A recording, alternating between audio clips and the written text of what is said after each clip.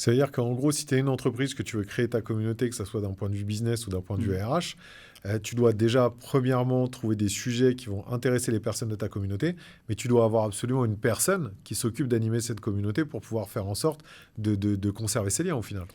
Forcément. Forcément, parce que, de toute façon, tu sais, c'est un peu un adage très simple hein, et très connu, c'est que si tu n'as pas une personne qui est en lead sur un projet, ça veut dire que personne le lead, et donc au final, ça va tomber à l'eau.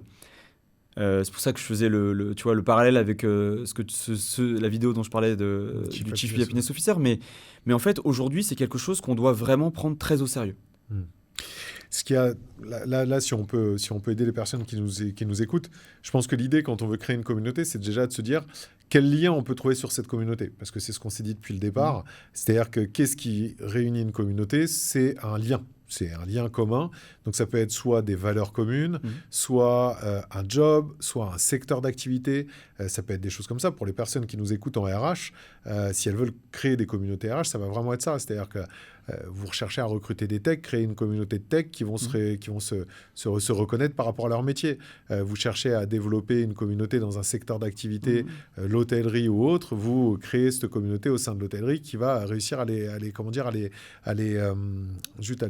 lier entre eux. Vous avez une force sur le côté QVT de votre entreprise, considération des collaborateurs. Vous pouvez créer une communauté autour de la parentalité si c'est quelque chose qui est fort chez vous, ou autour de la diversité parce que ça va être quelque chose qui va vous parler, et vous allez créer un lien au niveau de cette communauté. Une fois que ce lien il est créé, à ce moment-là, il faut le diffuser et surtout il faut l'animer. Il faut l'animer en laissant toujours la libre parole, mais en proposant aux personnes qui font partie de cette communauté de quoi justement mettre en avant cette libre parole.